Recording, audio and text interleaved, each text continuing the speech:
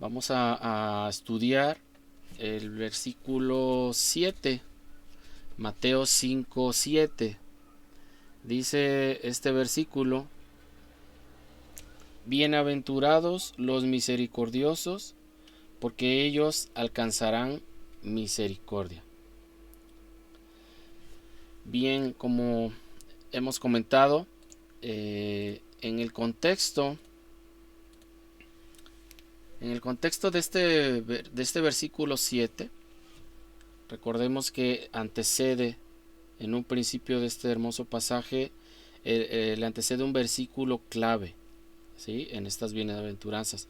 ¿Y este versículo cuál es? El versículo 3, que dice: bienaventurados los pobres en espíritu, porque de ellos es el reino de los cielos, ¿sí?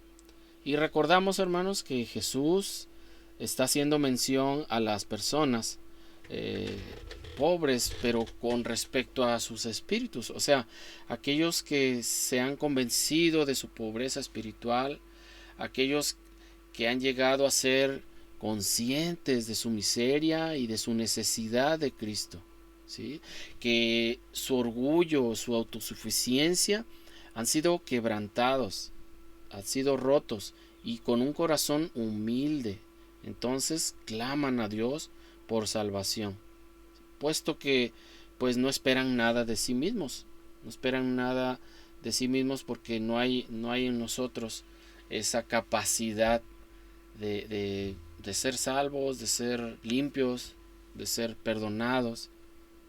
No existe en nosotros eso, sino todo eso viene de Dios. Y de ellos, dice el versículo, que ya es el reino de Dios. O sea, la completa salvación y todas las bendiciones como resultado de reconocer a Dios como Rey en sus vidas. Ahora, esos pobres de espíritu, eh, con esa verdadera humildad, con ese arrepentimiento y fe en el Señor Jesucristo, esos que le han reconocido como Rey en sus vidas, a esos el Señor también les dice en el verso 7: bienaventurados los misericordiosos, porque ellos alcanzarán misericordia. Ahora vamos a ver un poco la palabra misericordia. Vamos a verlo primeramente desde un punto teórico, para después verlo en un sentido práctico, ¿sí? La palabra misericordia viene de la palabra hebrea Gesed, y esta palabra en hebreo significa bondad, amor constante, gracia, pero también significa fidelidad, devoción, ¿sí? Este vocablo se utiliza en el Antiguo Testamento con frecuencia, o con más frecuencia, en los Salmos. Este término es uno de los más importantes en el vocabulario teológico y ético del Nuevo Testamento. El vocablo tiene que ver sobre todo con los derechos y obligaciones, con los derechos, perdón, y responsabilidades recíprocas, ¿sí?, entre las partes de una relación. En el caso particular del que estaremos hablando ahorita es en el caso de Jehová e Israel, perdón, Jehová e Israel. Pero misericordia, hermanos, no es únicamente un asunto de obligación, también tiene que ver con generosidad. No solo entra en juego la lealtad, sino también entra en juego la misericordia. Ahora, vamos relacionando a Dios y a su pueblo con lo siguiente. La parte más débil de esa relación, la parte más débil, busca la protección y bendición de su protector. Pero esta parte débil que busca esto no puede exigir derechos absolutos.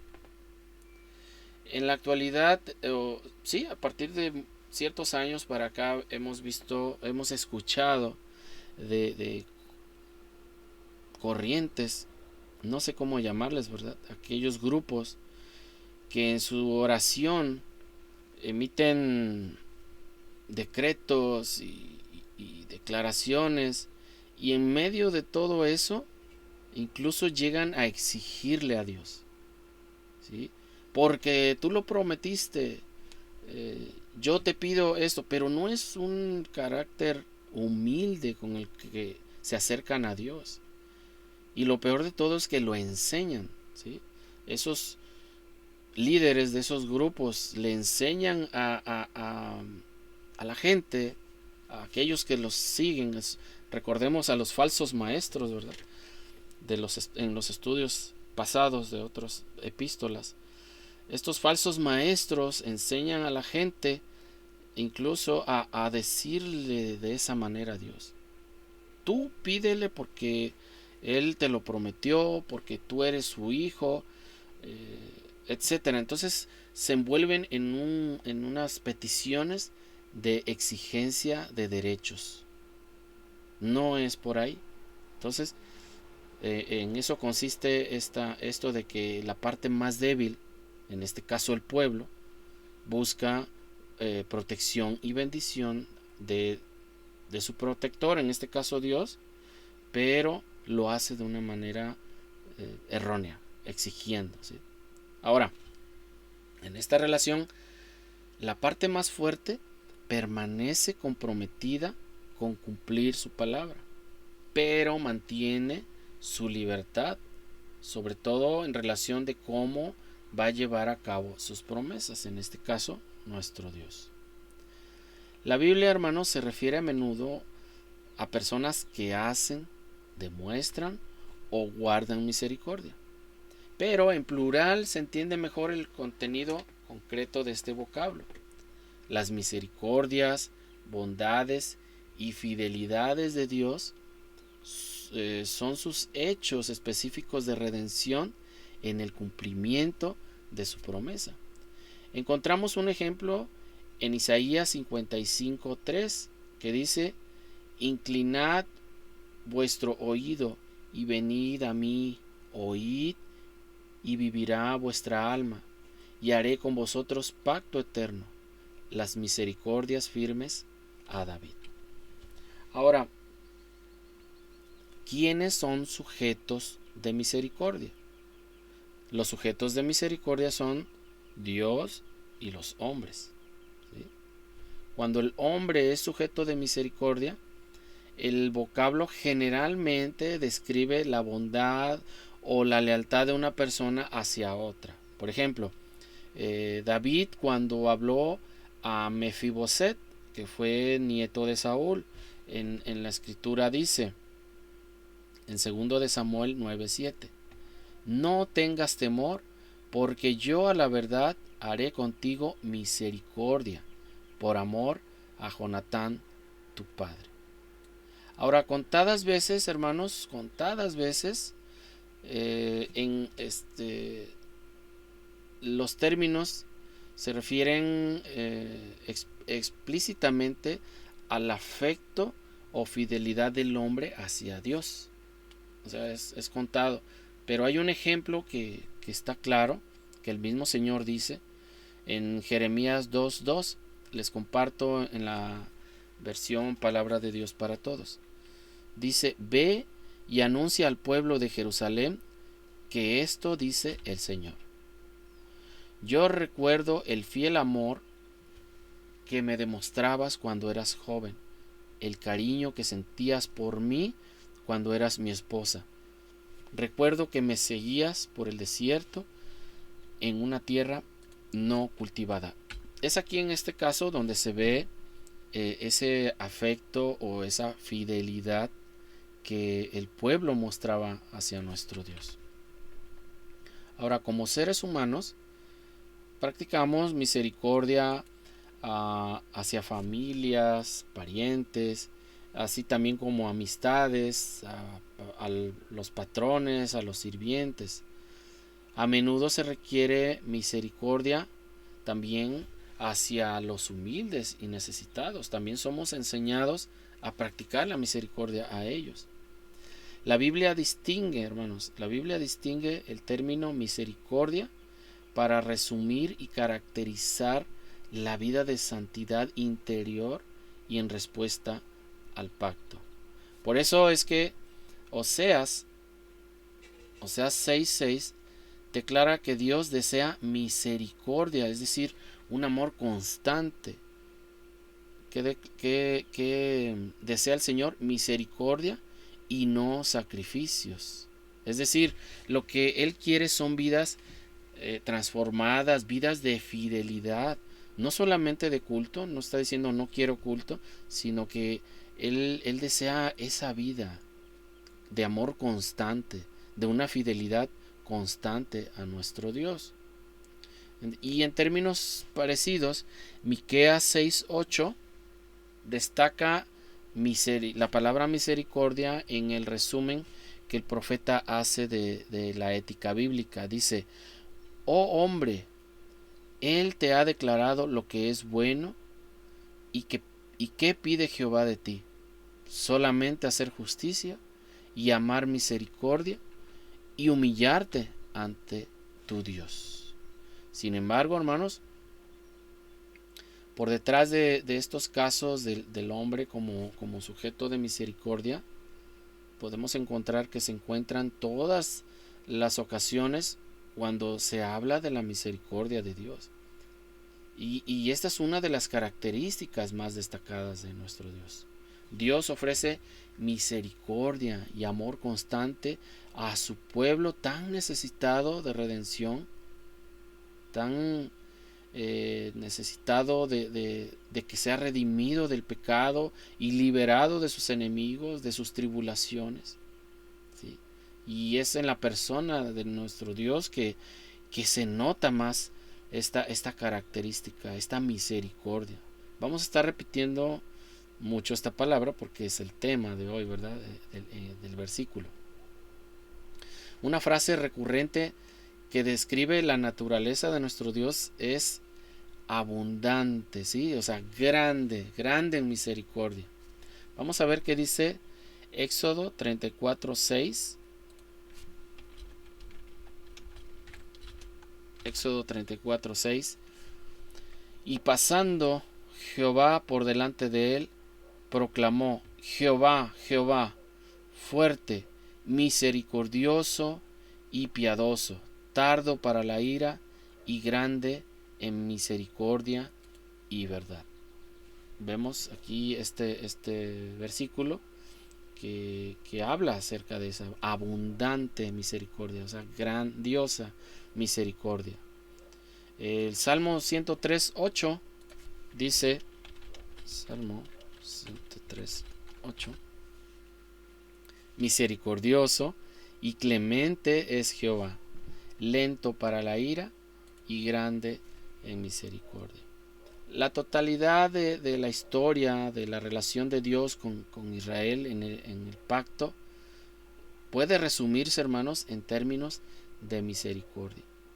Y esto es algo permanente, esto es algo evidente y permanente en el flujo de la historia que conocemos o que leemos, que debemos de estudiar. Aún, hermanos, aún en la creación vemos la misericordia de nuestro Dios, la misericordia divina. Vamos a ver qué dice Salmo 136, versículos 5 al 9. Salmo 136, 5 a 9. Dice: al que hizo los cielos con entendimiento.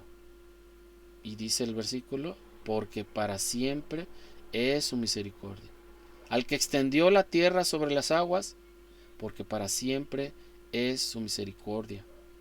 Al que hizo las grandes lumbreras, porque para siempre es su misericordia. El sol para señorearse en el día, porque para siempre es su misericordia.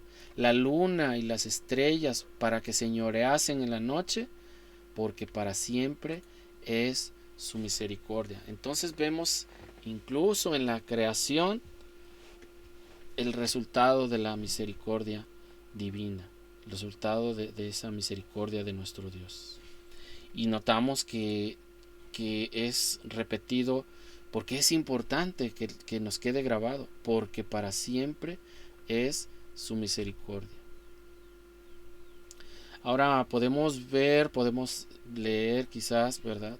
A la par de misericordia, la palabra gracia. Pero la misericordia se diferencia de la gracia ¿en qué?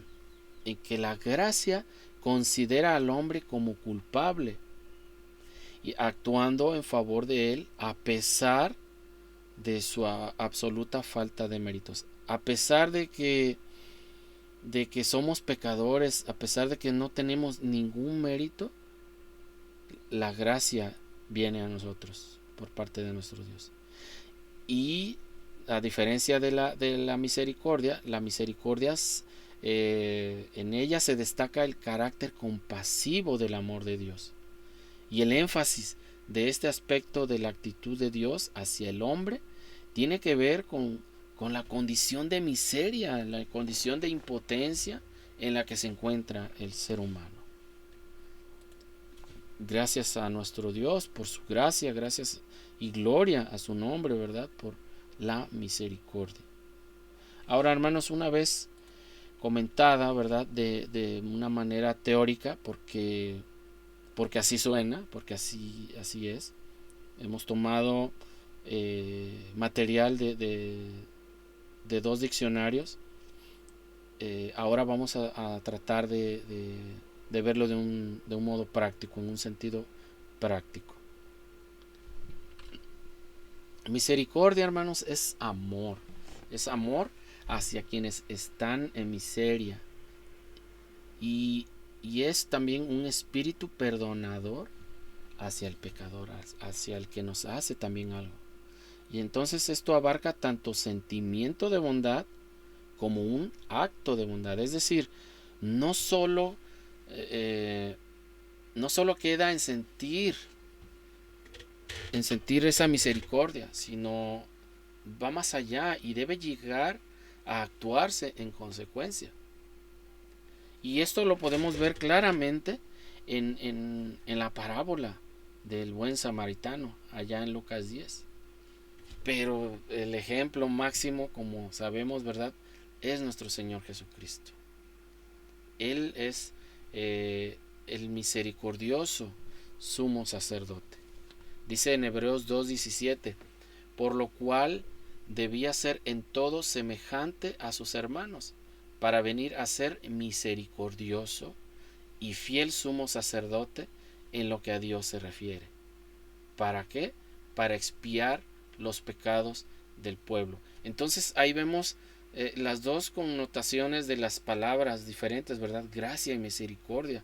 Por gracia porque ve la miseria en la que estamos y no la ¿cómo decir?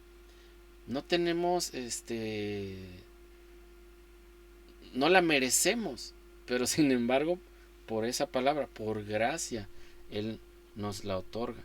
Y también por misericordia, porque nos da su salvación viéndonos en ese estado también de miseria y de faltos de algo que nos haga libres, que nos haga salvos. ¿Sí? Y aunque, hermanos, por soberanía y disposición de nuestro Dios, hay quienes practican, hay quienes observan actos de misericordia aún sin ser creyentes, aún sin ser regenerados. La misericordia de la que habla esta bienaventuranza en el versículo 7, esa misericordia brota de un corazón que ha experimentado la misericordia de Dios. Brota de un corazón humilde, del cual hablamos en el versículo 3. ¿Sí? Esta misericordia, esta bienaventuranza, brota de un corazón que reconoce la miseria espiritual en la que está y que reconoce verdaderamente la necesidad de un Salvador. Entonces, brota de un corazón regenerado y un corazón arrepentido. Y esta cualidad la de la misericordia es una característica de los ciudadanos del reino, de los ciudadanos del reino de Cristo. La palabra de Dios, hermanos, nos exhorta a mostrar misericordia en gratitud por la misericordia con que nosotros hemos sido tratados. Vamos a recordar y les voy a compartir un ejemplo muy conocido, el de la parábola de los deudores, que dice: por eso el reino de Dios se puede comparar con un rey que decidió hacer cuentas con sus siervos. Cuando empezó, le llevaron a un siervo que le debía muchos millones de monedas de plata. Como debía mucho, pues no tenía dinero para pagar la deuda. El rey ordenó que lo vendieran junto con su esposa e hijos y todo lo que tenía, y así poder recuperar el dinero. Entonces el siervo se postró delante de él y le rogó: por favor, tenga un poco de paciencia conmigo, yo le voy a pagar todo lo que le debo. Pero se imaginan, hermanos, muchos millones de monedas de plata. En esta traducción dice así. ¿Y qué dice el texto en el verso 27? El rey tuvo compasión de él, le perdonó la deuda, y no solo le perdonó la deuda, lo dejó libre, ¿sí? Cuando este siervo se fue, se encontró con un compañero que le debía 100 monedas de plata. Notemos la diferencia. Él debía millones de monedas de plata y este compañero le debía a él 100 monedas de plata. Entonces, aquel siervo a quien el rey había perdonado agarró al otro por el cuello, ¿sí?, y le dijo: págame lo que le debes. El compañero se postró delante de él y le rogó: por favor, ten un poco de paciencia conmigo, yo te voy a pagar todo lo que te debo. Pero el primer siervo no quiso perdonarle la deuda y mandó echarlo a la cárcel hasta que se pagara lo que le debía. Entonces, cuando los otros compañeros se dieron cuenta de lo que había pasado, dice la Biblia, se entristecieron mucho y fueron a contarle al rey. Entonces el rey lo llamó y le dijo: eres un mal siervo, te perdoné la deuda porque me rogaste que tuviera compasión. No debiste haber mostrado compasión con tu compañero, así como yo la tuve contigo. Por esta razón el rey se enojó muchísimo y entregó al siervo a los torturadores hasta que pagara todo lo que debía. Entonces, hermanos, este es un claro ejemplo de que debemos mostrar misericordia, ¿sí?, en gratitud de la misericordia que hemos tenido nosotros también, o que ha habido hacia nosotros. Esta misericordia, hermanos, la debemos mostrar a nuestros hermanos en la fe, pero no es esto una limitante para mostrarlo a los demás, a los que aunque no sean hermanos en la fe, como dice el apóstol Pablo, inspirado por el Espíritu Santo, en Gálatas 6:10, dice: siempre que podamos, hagamos el bien a todos. Ahí dice a todos, especialmente a los que pertenecen a la familia de la fe. De hecho, debemos mostrar misericordia a todas las personas, y esto incluye, hermanos, a los que nos odian, a los que nos hacen daño, a los que persiguen a los creyentes, o en algún momento hemos recibido un maltrato por ser creyentes, aunque no sepan que somos creyentes, ¿sí?, debemos mostrar misericordia a ellos. Más adelante, en otra clase, vamos a estudiar a detalle el pasaje que avala esto que comento. En Mateo 5, 44 al 48 dice: pero yo les digo que amen a sus enemigos y pidan en sus oraciones por los que los persiguen. De esta forma, ustedes serán hijos de su Padre que está en el cielo. Él hace que el sol salga tanto para los malos como para los buenos, y que la lluvia caiga tanto para los justos como para los injustos. Si ustedes, dice el Señor, Si ustedes solamente aman a los que los aman, ¿creen que merecen alguna recompensa por eso? Incluso los cobradores de impuestos aman a sus amigos. Y si ustedes solo son buena gente con sus amigos, ¿creen que están haciendo algo fuera de lo común? Hasta los que no conocen a Dios son así. Por eso, sean ustedes perfectos, así como su Padre que está en el cielo es perfecto. Entonces, somos llamados a hacer misericordia, a tener misericordia incluso, hermanos, de aquellas personas que ultrajan, que nos ultrajan, que nos meten, como decimos coloquialmente, aquellos que nos meten zancadilla en el trabajo, en un ascenso, en algún permiso, no sé, muchas situaciones que se dan, y no solo en el trabajo, en el hogar, en el vecindario, en la calle, en las tiendas, donde quiera que vamos, podemos ser objeto de un maltrato. Pero la orden de nuestro Señor es también hacer misericordia a estas personas. Entonces dice el texto: bienaventurados, dichosos, felices los misericordiosos, porque ellos alcanzarán misericordia. Y la pregunta obligada, o las preguntas obligadas, hermanos, para nosotros son: ¿estamos actuando con misericordia ante la necesidad de un hermano en la fe? A veces no lo hemos hecho, o muchas veces sí lo hemos hecho. ¿Hacemos misericordia incluso a aquellos que evidentemente no han sido regenerados? Solo sentimos en el corazón la compasión y el deseo de hacer misericordia, o la ejercemos en la práctica. O sea, solamente está el deseo, pero ahí se quedó.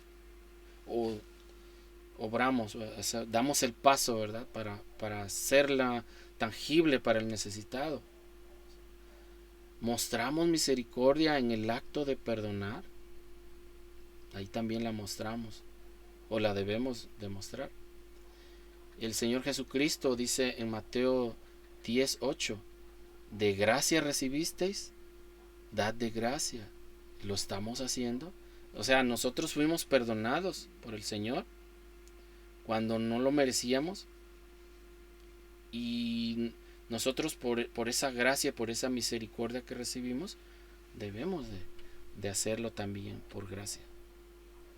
Y si no lo estamos haciendo, hermanos, debemos de ser humildes. Debemos pedir perdón al Señor por esta omisión. Debemos de cambiar nuestra actitud indolente, porque no es otra cosa. Porque al no sentir misericordia es no sentir nada, es no sentir el dolor por el hermano, por el necesitado. Entonces debemos de pedir perdón, cambiar, arrepentirnos, cambiar nuestra actitud indolente para con el necesitado de misericordia. Recordemos, hermanos, que el acto de ejercer misericordia viene de un corazón humilde, viene de un corazón que reconoce la necesidad de Dios. Por lo tanto, dice la promesa en este versículo que si lo estamos haciendo, alcanzaremos misericordia. Bienaventurados, dichosos, felices los misericordiosos. ¿Por qué, hermanos? Porque ellos alcanzarán misericordia. Hermanos, que el Señor les bendiga y que haga en nuestro corazón la obra, ¿verdad?, de ejercer esta misericordia que Él nos enseña en este pasaje. Amén, hermanos.